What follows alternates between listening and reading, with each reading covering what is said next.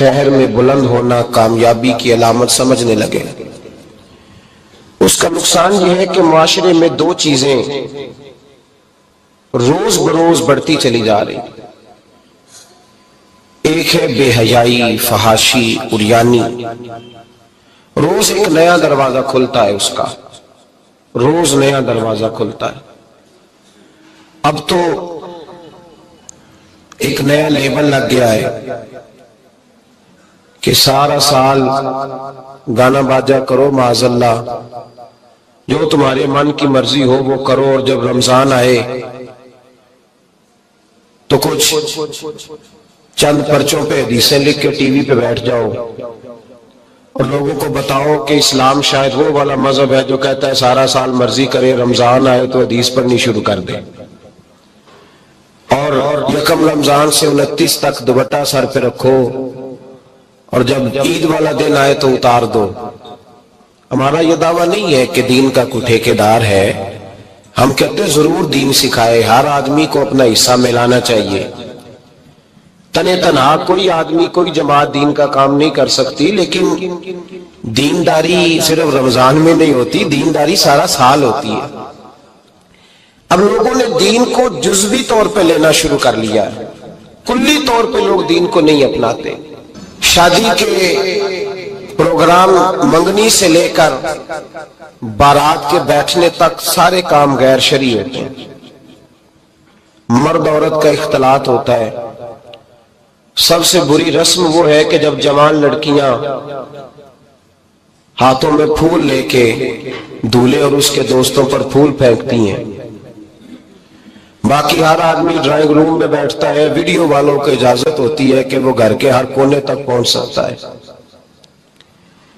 سارے کام غیر شرعی ہوتے ہیں اور جزوی طور پر دین پہ عمل ہوتا ہے۔ نکاح کا وقت آتا ہے تو کہتا ہے چپ کر جاؤ تھوڑی دیر کے لیے، بینڈ باجا بند کرو، ہم مسلمان ہو گئے۔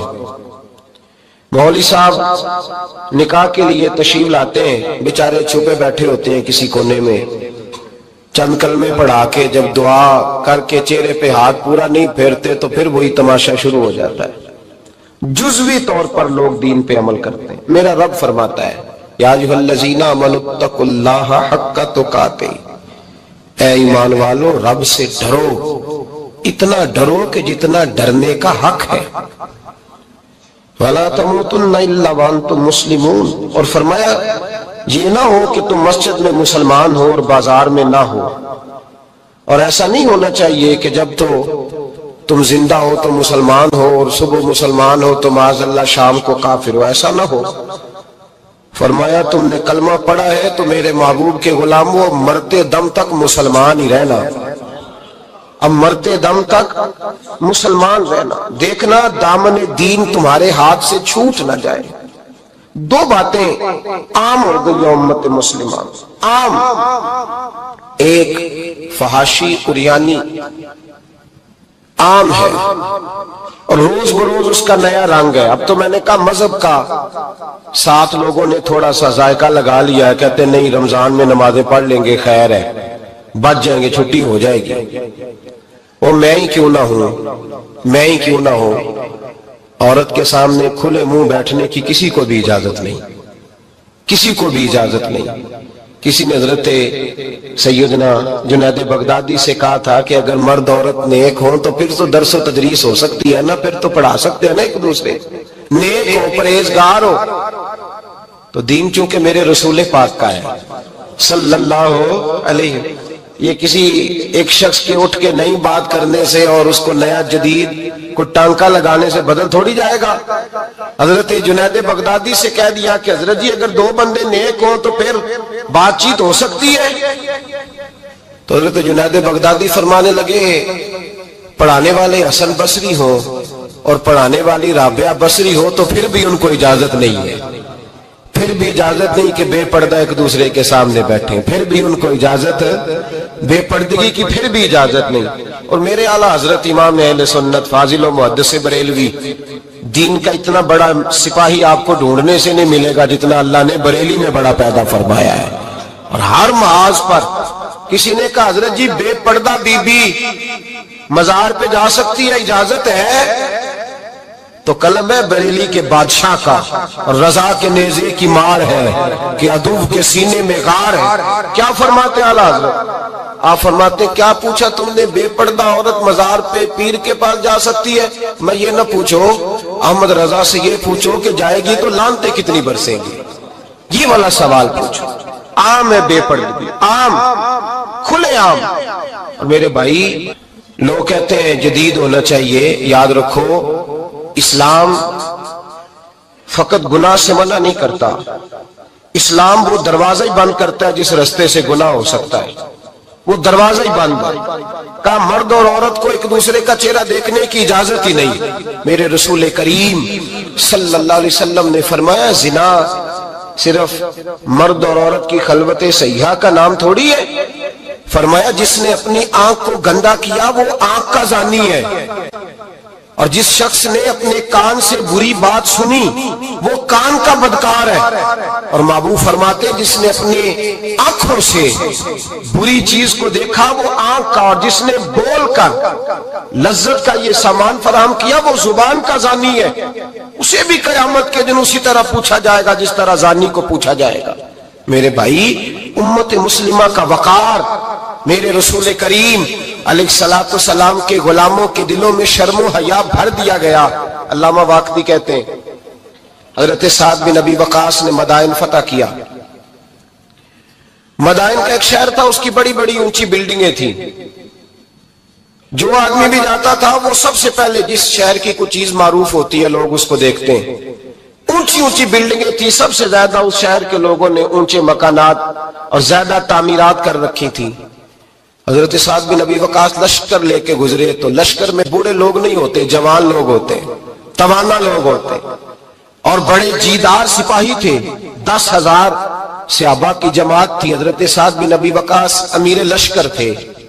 اب عیسائیوں نے ایک چال چلی، انہوں نے کہا مسلمان جب بازار سے گزریں گے لڑائی تو ہم ان کے ساتھ لڑ نہیں سکے، ہم وہ والا طریقہ اختیار کرتے ہیں کہ مسلمان قابو میں آ جائیں گے، ہم عورت کو بطور تیر کے استعمال کرتے ہیں، ہم اس کو بطور جال کے پھینکتے ہیں۔ کیا کیا؟ عورتوں کے ہاتھوں میں پھول دیے، پلیٹیں پکڑائیں، بلڈنگوں کی چھتوں پہ کھڑا کر دیا، فرمایا تم ان پر پھول پھینکنا، اگر 2-4 سپاہی بھی ہم اپنے قابو میں کرنے میں کامیاب ہو گئے تو درار تو پڑ گئی نا، تم ان پر پھول پھینکنا۔ یہ دیکھیں رسم چلی کہاں سے، ہم نے اپنا لی ہے، چلی کہاں سے اور ہم نے اس کو اخذ کر لیا، رواج بن گیا۔ حضرت سعد بن ابی وقاص رضی اللہ تعالیٰ عنہ جب اس بازار سے گزرے تو آگے آگے امیر لشکر کا گھوڑا تھا، پیچھے 10,000 صحابہ گھوڑوں پہ بیٹھے ہیں۔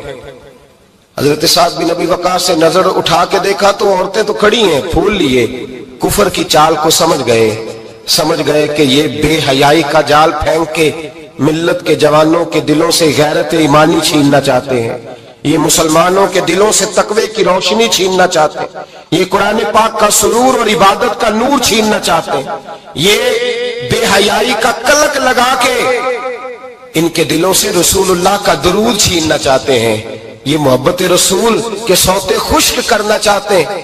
جب دیکھا تو فوری طور پہ گھوڑے پہ چڑھے اور جناب سعد نے قرآن پڑھنا شروع کر دیا۔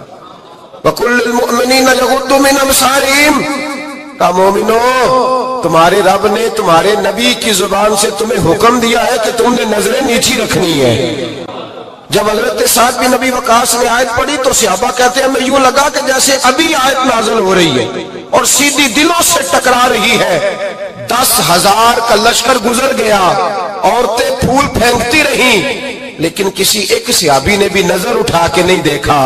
جب لشکر گزرا تو ان بیبیوں نے پلیٹیں پھینکی اور کہنے لگی عیسائیوں تم کتنے نالائق اور کس قدر بڑے تم بد تہذیب ہو کہ اپنی عورتیں استعمال کرتے ہو لوگوں کو قابو کرنے کے لیے، کس قدر تم زیادہ غیرت سے گرے ہوئے ہو، اور یہ کتنا اعلیٰ طبقہ ہے کہ ہم دادے توجہ دیتی رہی، انہوں نے پلٹ کے نہیں دیکھا، کہنے لگے تم جھوٹے ہو، اور جس رسول کے غلام اتنے اعلیٰ درجے کے پائے کے حیا والے ہیں وہ نبی کی نشان والا ہوگا۔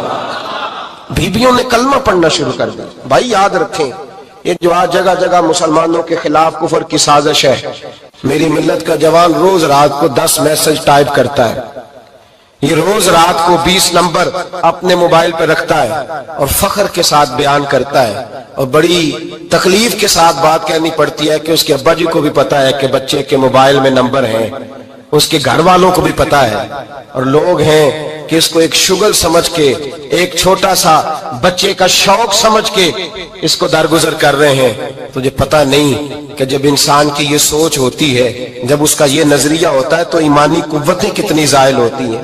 جب نوجوان کی نظر کے اندر عیب پیدا ہوتا ہے تو پھر اس سے نماز کی لذت جاتی رہتی ہے، قرآن پاک کا ذائقہ جاتا رہتا ہے، درود پاک کا ذائقہ جاتا رہتا ہے۔ اٹھائیے مسند امام احمد بن حنبل، میرے رسول کریم صلی اللہ علیہ وسلم کی بارگاہ میں صحابی نے آ کے عرض کی، یا رسول اللہ میں بڑی اچھے طریقے سے وضو کرتا ہوں، ٹائم نکال کے مسجد آتا ہوں، حضور میں پابندی سے پڑھنے کی کوشش کرتا ہوں، لیکن اے معصوم آمنہ، یا رسول اللہ میرا نماز میں دل نہیں لگتا، حضور میری طبیعت نہیں جمتی، میرا دوڑ جانے کو دل کرتا ہے، کوئی نسخہ بتلائیے۔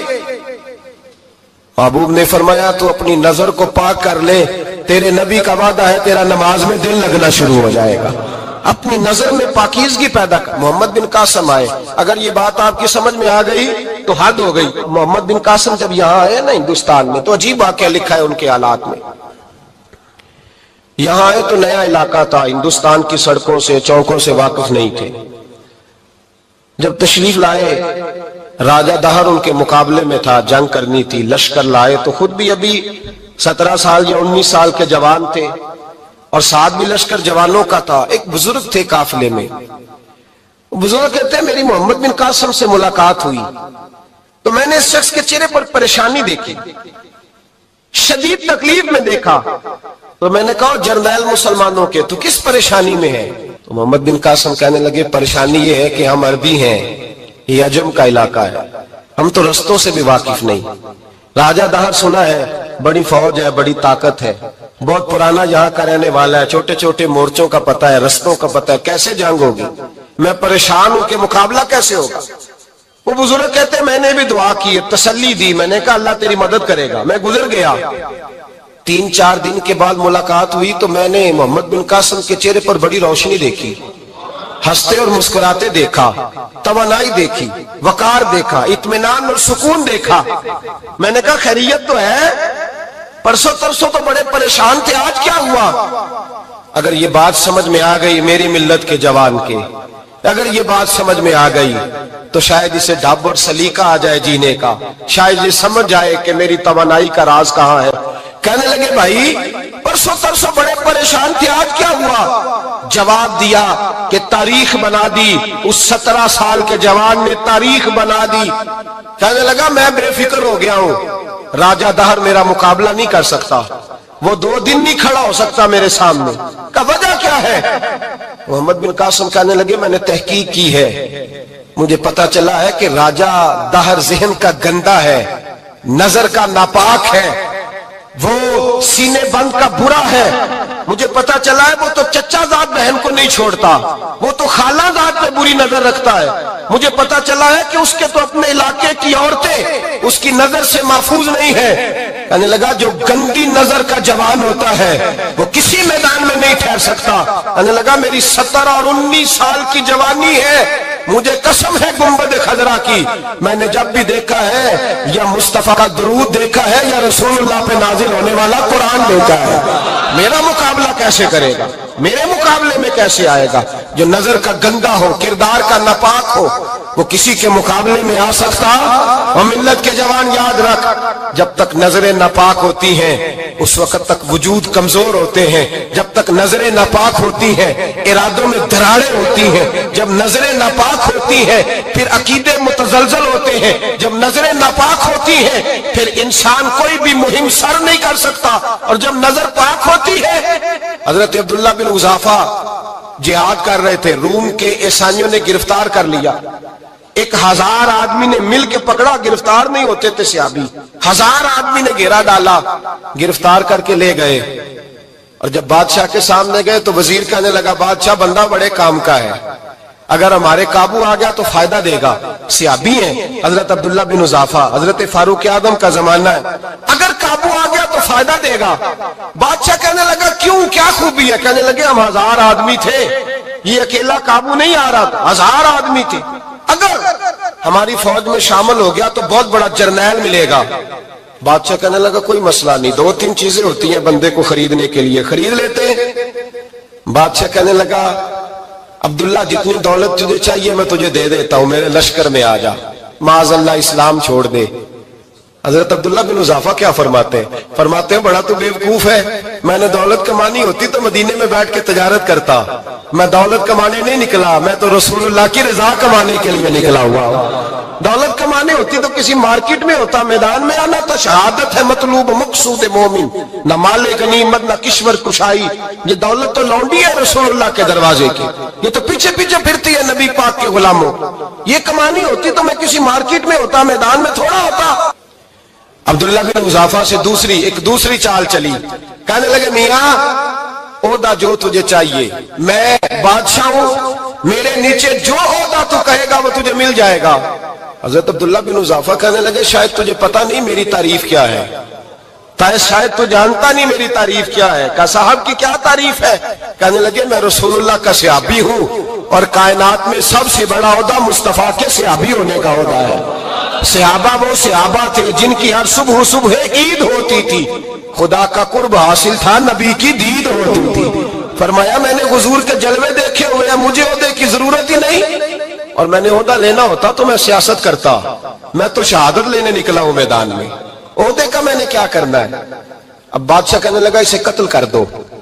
وزیر کہنے لگا نہیں، ایک بات اور ہے، مجھے ایک چال اور چلنے دو. کہا وہ کیا؟ کہنے لگے میری بیٹی بڑی خوبصورت ہے، مجھے موقع دو اپنی بیٹی کو سجا بنا کے.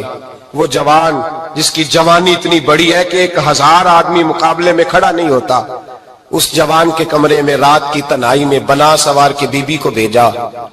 وہ بی بی کہتی ہے میں ساری رات بن سور کے اس صحابی کے کمرے میں بیٹھی رہی، لیکن یہ کیا شخص تھا، ساری رات ہی مسلح پہ بیٹھا رہا، ساری رات ہی. کچھ دیر تھک جاتا تو یہ کریم رسول پہ درود پڑھنا شروع کر دیتا. بی بی کہتی ہے سحری ہو گئی تو میں نے چھو کے دیکھا کہ انسان ہے کہ جن ہے، یہ بندہ ہے کہ فرشتہ ہے. چھو کے دیکھا، کہنے لگے پیچھے ہٹ جا. میں نے کہا میں نے تو سنا تھا تو 1000 کے مقابلے میں ہے اور تو اتنا بے حس ہے کہ بنی سوری دلہن بیٹھی ہے، تو نے نظر نہیں کی. عبداللہ بن حذافہ، بی بی کہتی ہے نظر پھر نہیں اٹھائی، نظر پھر جھکی ہوئی ہے. کہنے لگے بی بی میں مجبور ہوں، اب میرے اوپر کوئی حسن نہیں چلتا، میں نے جلوہ والضحیٰ کا دیدار کیا ہوا ہے، اب میری نگاہوں میں جچتا نہیں کوئی، اس لیے کہ جیسے میرے سرکار ہے ایسا نہیں کوئی.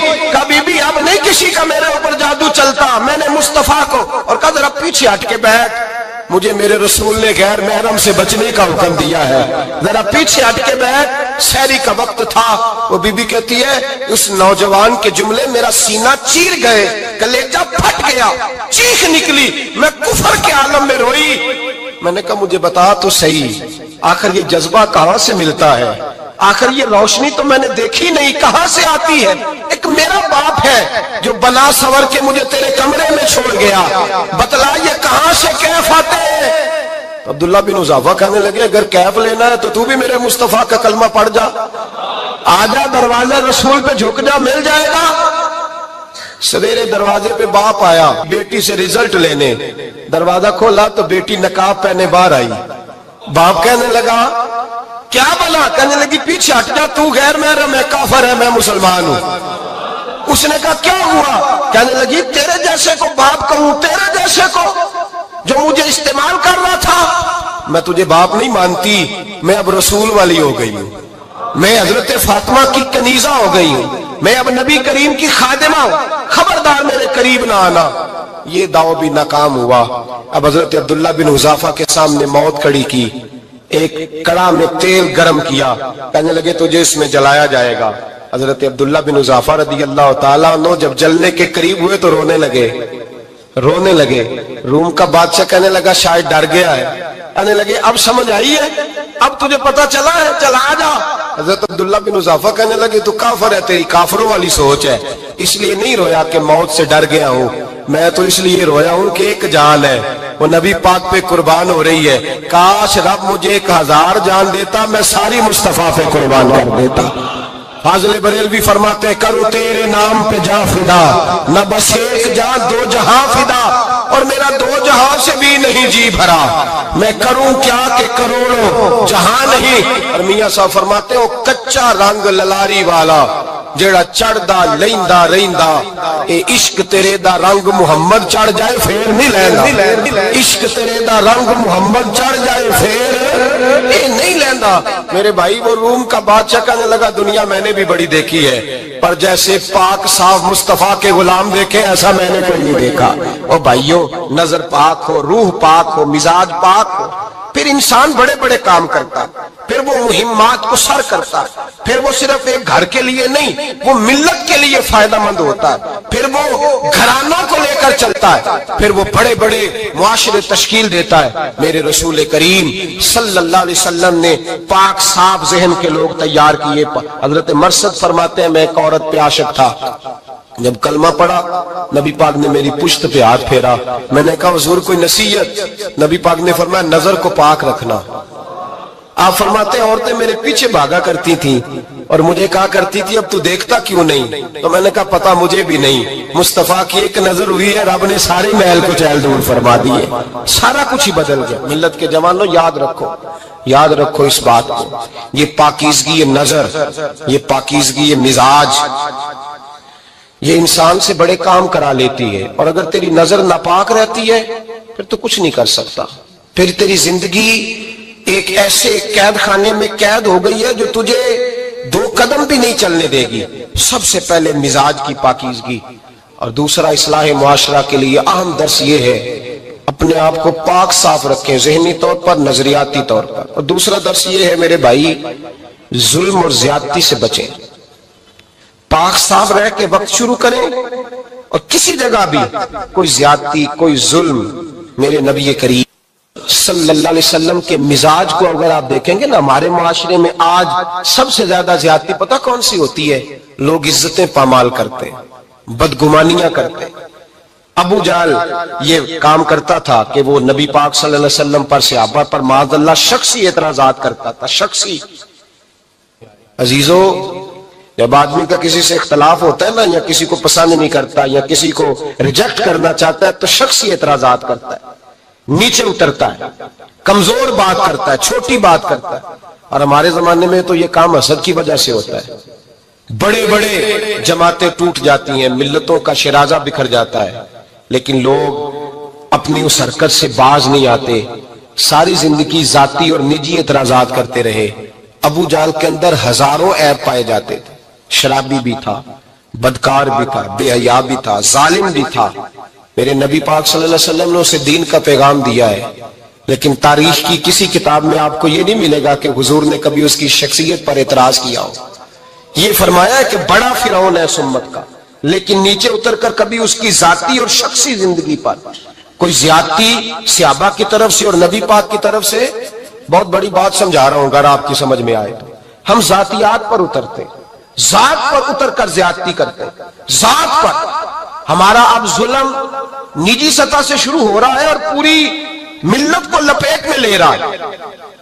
पूरी मिल्लत छोटी छोटी ज्यादती हैं जो पूरे मुआशरे को अपनी लपेट में लेती हैं।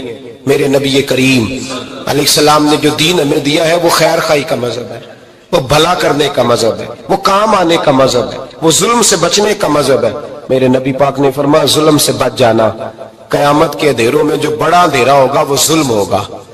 इस्लाह मुआशरा कॉन्फ्रेंस का पहला सबक मैंने अर्ज किया कि नजर को, जहन को, सोच को पाक रखें, और दूसरा जिंदगी में कभी ज्यादती ना करें, कभी भी अपने मुखालिफ पर भी कभी शख्सी, जाती और निजी एतराजात ना करें। ये इंसान के अंदर का जुल्म होता है, हमारे घरों के अंदर से जुल्म जन्म लेने लगा है। रोज बहू पे तेल छिड़का जाता है, रोज किसी न किसी शहर से, अपने ही घर से, अपने ही चिराग को बंद करने की खबर निकलती है। सड़कों पे, चौकों पे, चौराहों में गरीब मसले जाते हैं, जिसके हाथ जहां तक पहुंचते हैं वो वहां तक माज़अल्लाह ज्यादती कर गुजरता है।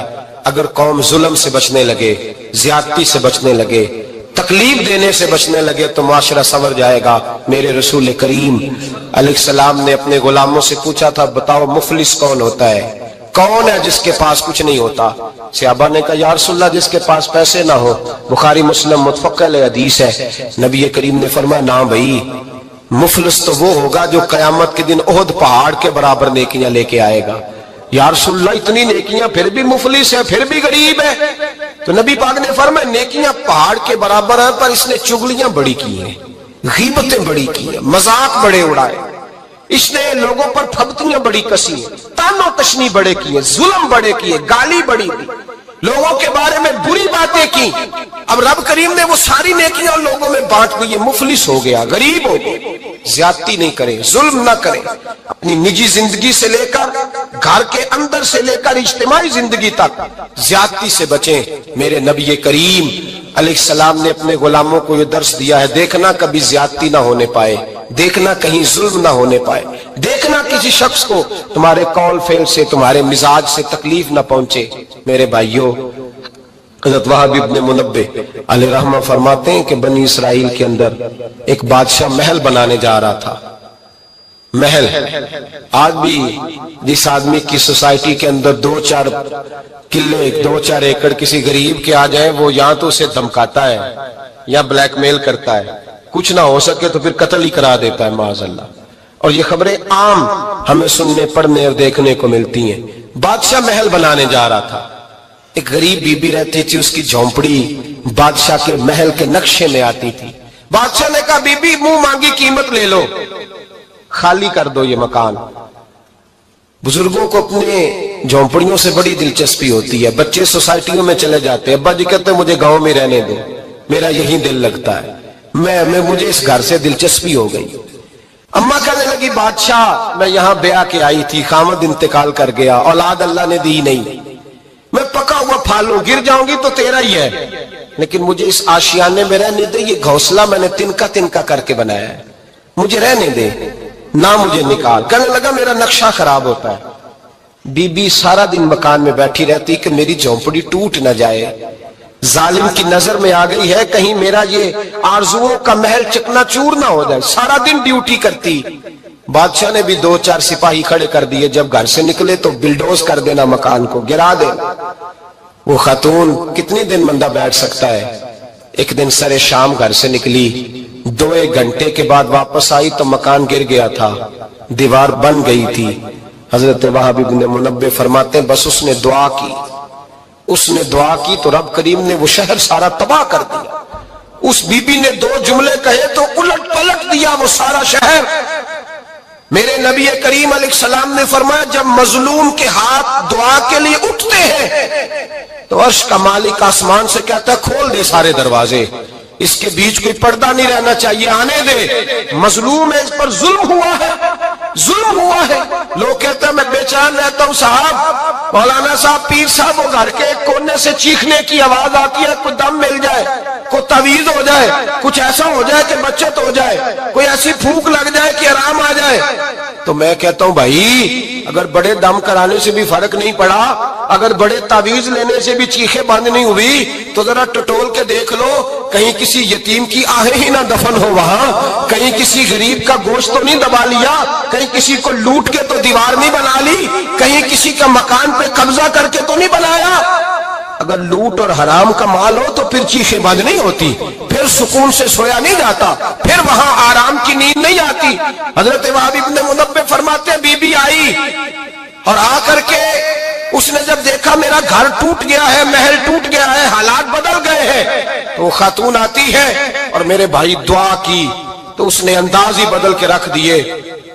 مکان سے نکلی تو مکان ٹوٹ گیا، اور فرماتے ہیں واپس آئی تو ہاتھ پھیلا کے پتہ کیا کہتی ہے؟ کہتی اے اللہ میں تو موجود نہیں تھی، بتا تو کہاں گیا تھا؟ تو بھی موجود نہیں تھا، میں تو نہیں تھی پر تو کہاں تھا؟ بس رب کریم نے حضرت جبریل کو حکم دیا، فرمایا یہ بستی الٹ دو، ساری تباہ کر دو، یہ لوگ نہیں رہنے چاہیے، جو ظلم تو سہتے ہیں بغاوت نہیں کرتے، نہیں رہنے چاہیے۔ صاحب طبقات کہتے ہیں میرے مصطفیٰ کریم سید عالم صلی اللہ علیہ وسلم کے وصال ظاہری کے ایام قریب آئے تو حضور نے سرخ پٹی باندھی، تیز بخار ہے نبی کریم کو، 2 صحابہ سہارا دے کے مسجد میں لائے، نبی پاک علیہ السلام کو بظاہر سہارا دے کے لایا گیا، کریم رسول نے لوگوں کو جمع کیا، حضور آج کیا ہونے والا ہے، آج کیا کہا جائے گا، آج کس لیے میٹنگ بلائی ہے؟ نبی کریم کے کل صحابہ جب مسجد میں جمع ہوئے تو کھچا کھچ مسجد بھری ہے۔ وصال ظاہری سے چند یوم پہلے کی بات، نبی پاک نے فرمایا آج تمہیں کوئی جہاد کی ترغیب نہیں دینی، آج کوئی نیا پیغام نہیں دینا، آج تمہیں بتانا ہے کہ رب نے اپنے بندے کو اختیار دیا ہے، چاہے تو دنیا میں رہے، چاہے تو اس کی بارگاہ میں حاضر ہو جائے۔ اس عبد نے بارگاہ ربوبیت کی طرف لوٹنے کا ارادہ کر لیا ہے۔ حضرت صدیق اکبر رونے لگے تو صحابہ نے کہا تمہیں کیا ہوا؟ کہنے لگے سمجھ نہیں رہے، کسی کی بات نہیں کر رہے، نبی پاک تو اپنی بات فرما رہے ہیں، اس نے جانے کا ارادہ کر لیا۔ سنیے میرے بھائی، محبوب پاک نے فرمایا بھائی کسی شخص کو میری طرف سے کوئی تکلیف پہنچی ہو تو بدلہ لے سکتا ہے، بدلہ لے سکتا ہے، کسی کو تکلیف پہنچی ہو۔ صحابہ پھوٹ کے رونے لگے، محبوبہ کرم ہی کرم ہوا ہے، رحمت ہی رحمت آئی، آپ کے بارے میں گمان کرنے والا بھی دائرہ ایمان سے نکل جائے گا۔ حضور آپ کیا فرما رہے ہیں؟ فرمایا نہیں بھائی اٹھو۔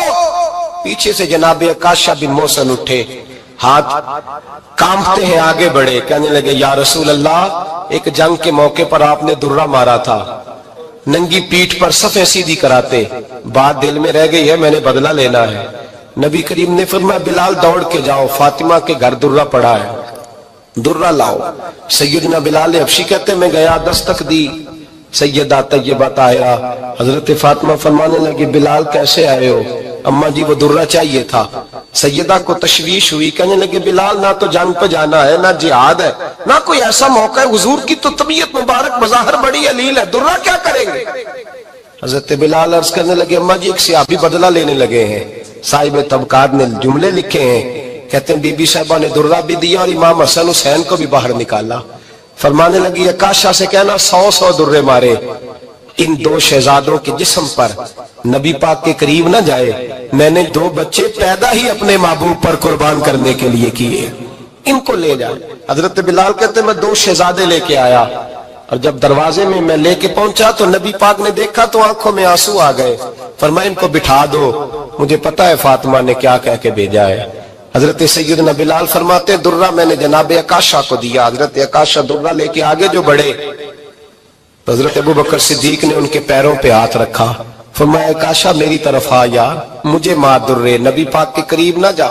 مصطفیٰ کریم نے فرمایا ابوبکر تو ہٹ جا، اسے آنے دے۔ فرماتے ہیں میں چند قدم آگے گیا تو مولا علی شیر خدا نے میرے پیر پہ ہاتھ رکھا، کہنے لگے عکاشہ سوچ تو صحیح تو کیا کر رہا ہے؟ حضور نے فرمایا علی ہٹ جاؤ، میرا اور ان کا معاملہ ہے۔ جناب عکاشہ آگے بڑھ رہے، نبی کریم نے فرمایا میں اپنی امت کو درس دینا چاہتا ہوں، خبردار خبردار زندگی میں تمہارے ہاتھ سے زبان سے کسی کو تکلیف نہ پہنچنے پائے، خبردار یاد رکھنا وہ معاشرے بگڑ جاتے ہیں، وہ معاشرے تباہ کر دیے جاتے ہیں جہاں ظلم ہوتا ہے، جہاں زیادتی ہوتی ہے، جہاں لوگوں کو ستایا جاتا ہے۔ محبوب کریم کے قریب آئے حضرت عکاشہ کا حضور میری پیٹھ ننگی تھی، آپ بھی ذرا کپڑا ہٹائیے۔ نبی کریم نے پیٹھ سے کپڑا ہٹایا، جناب عکاشہ نے درہ جو اٹھایا تو صحابہ کی چیخیں نکلی، حضرت عکاشہ نے درہ دور پھینکا، حضور کے بطن اطہر سے لپٹ گئے، چومنے لگے، کہنے لگے حضور وہ تو صفیں سیدھی کراتے لگ گیا تھا، آپ نے کہاں مارا تھا؟ یا رسول اللہ میں تو بہانہ بنا رہا تھا کہ جاتی دفعہ مجھے وجود چومنے کا موقع نصیب ہو جائے، مجھے یہ موقع نصیب ہو جائے۔ میرے حبیب نے فرمایا جس نے جنتی دیکھنا ہو میرے عکاشہ کی زیارت کر لے۔ بھائی ظلم کا دروازہ کھلا ہوا ہے اور لوگ بھول جاتے ہیں زیادتی کرتے ہوئے، وہ بہو سے ہی کیوں نہ کریں، وہ اپنے گھر کے بھول جاتے ہیں کہ شاید پوچھنے والا کوئی نہیں، شاید میزان نہیں لگے گا۔ ایران کے بادشاہ نے اپنے بیٹے کو پڑھانے کے لیے ایک استاد صاحب کا بندوبست کیا۔ استاد صاحب کو کہا کہ میرے بچے کو دین پڑھائیے، میں چاہتا ہوں کل اس نے عنان حکومت کو سنبھالنا ہے تو یہ دین سے آگاہ ہو جائے، اس کو کچھ سکھائیے پڑھائیے۔ بہت نیک بزرگ بڑے درویش عالم پڑھانے لگے، اسباق مکمل ہو گئے، دین کے اسباق قرآن مجید پڑھایا، احادیث طیبہ کا درس دیا، اصول فقہ سے روشناس کرایا۔ جب بچے نے مکمل تعلیم حاصل کر لی اور آمین ہو گئی، دستار ہو گئی، فارغ ہو گئے تو پھر ایک دن استاد صاحب نے کہا بیٹے کل تم نے ضرور آنا ہے، کچھ بات کرنی ہے۔ शहजादा गया मिलने उस्ताद साहब से। उस्ताद साहब ने कुंडी लगा ली, हाथ में दुर्रा पकड़ लिया, मार मार के पूरे वजूद को जख्मी कर दिया। कोई गलती नहीं, कोई बात नहीं, मारा। अब बच्चा आया आके बादशाह सलामत से कहा कि अब्बा जी समझ नहीं आई, बड़ा मारा है उस्ताद। तो सियाने थे ना बादशाह, यहां तो कारी साहब रोज कटहरे में खड़े होते हैं, मौलवी साहब आपने मेरे बच्चे को क्यों मारा है? आप 8,000 के मौलवी है, मेरा कई करोड़ का बच्चा है, सवेरे बदल लेंगे। खबरदार, आपने बच्चे को हाथ लगाया, अपनी हैसियत में रहे माज़अल्लाह। जो कौमें उस्तादों को कटहरों में खड़ा करती हैं वो तरक्की नहीं कर पाती। ये उस्तादों को कटहरों में रोज खड़ा करते। कहा अब्बा जी बड़ा मारा है। तो वालिद बड़े समझदार थे, कहने लगे बेटा उस्ताद बाप होता है, वो ज्यादती नहीं करता, कोई बात होगी, मैं तेरे उस्ताद को कटहरे में नहीं बुलाऊंगा। अम्मा से बात की, अम्मा कहने लगी बेटा मैं तेरे बाप से कैसे बात करूं, डर आता। वक्त गुजर गया, 22 साल बीत गए, 22 साल गुजर गए। बादशाह का इंतकाल हुआ, शहजादा तख्त पे बैठा। पहला हुक्म ये दिया कि मेरे उस्ताद को बुलाओ, पहला हुक्म। उस्ताद जी बूढ़े हो गए थे, छड़ी के ऊपर टेक लगा के आए और भवें सफेद होकर झुक गई थी। यूं आंख खोल के बड़ी मुश्किल से देखा, कहने लगे शहजादे हुक्म हो। कब मैं शहजादा नहीं, अब मैं बादशाह बन गया हूं। उस्ताद जी 22 साल बीत गए, आपने मारा था, पर वो दर्द चूंकि ज्यादती की थी, मेरा कसूर कोई नहीं था, तो ना मेरी रूह से दर्द गया है ना मेरे जिस्म से गया है, मैं बेख्तियार था, पूछ नहीं सकता था, आज बाइख्तियार हुआ हूं। सबसे पहले पहला हुक्म आपको दिया, बुलाया है, बताए क्यों मारा था, क्यों मुझे मारा था, मेरी ज्यादती बताए। तो उस्ताद, बूढ़े उस्ताद की आंखें आंसुओं से भर गईं, कहने लगे बेटे बस आज के दिन के लिए मारा था, ये जो दिन आ गया ना मेरी जिंदगी में इसलिए मारा था, ये मैं चाहता था मेरी जिंदगी में वक्त है आज के, बस मेरी मुराद पूरी हो गई। कहा साहब किस लिए, मुझे भी समझाए। आप फरमाने लगे कितनी देर हो गई तुझे मार खाए हुए, कितना जमाना बीत गया? कहने लगा 22 साल। फरमाया जख्म भूले तो नहीं, दर्द खत्म तो नहीं हुई, तुम्हें बात एक मिनट के लिए भी तुम्हारे हाफजे से महक तो नहीं हुई? का उस्ताद जी रोज रात को याद आती, रोज ख्याल आता था। उस्ताद कहने लगे भाई तू बेख्तियार था, पूछ नहीं सका, 22 साल तुझे याद रहा, मुझे पता था तू एक दिन हुक्मरान बनेगा, मैंने तुझे इसलिए मारा था कि बेटे याद रखना किसी पे जुल्म न करना। अगर तुझे 22 साल तक याद रहा है तो जिस पर तू जुल्म करेगा उसे भी कयामत तक याद रहेगा। और ये याद रखना, तू आज बाइख्तियार हुआ तो तूने मुझे बुला लिया है, कयामत के दिन गरीब बाइख्तियार हो जाएंगे, मजलूम बाइख्तियार हो जाएंगे, वो बाइख्तियार होंगे लिल्लाहिल वाहिदिल कहार, रब करीम की बारगाह के अंदर उनका इख्तियार होगा, अकेले अल्लाह की हुक्मरानी होगी। फिर वो बुलाएंगे बड़े बड़े कज कुला, दुनिया में जिनकी पगड़ियां ऊंची थी वो सर झुकाए खड़े होंगे, दुनिया में जो डिक्टेटर बनते थे उनकी पुश्तें लाल होंगी, उनको गद्दार लिखा जाएगा, कयामत तक नहीं भूलेगा। जुल्म करना तो सोच समझ के करना, इतना करना जितना तुम सह सकते हो, इतनी ज्यादती करना जितनी कयामत में तुम बर्दाश्त कर सकते हो। मेरे नबी करीम सल्लल्लाहु अलैहि वसल्लम ने फरमाया जुल्म से बचो, ये कयामत के अंधेरों में से एक अंधेरा होगा। जिंदगी में ज्यादती न करें, अगर थोड़ी देर के लिए कोई चीज बर्दाश्त कर जाएंगे तो वो फायदा दे जाएगी, कुछ देर के लिए अगर सह जाएंगे तो नफा मिल जाएगा, सहने की कोशिश करें।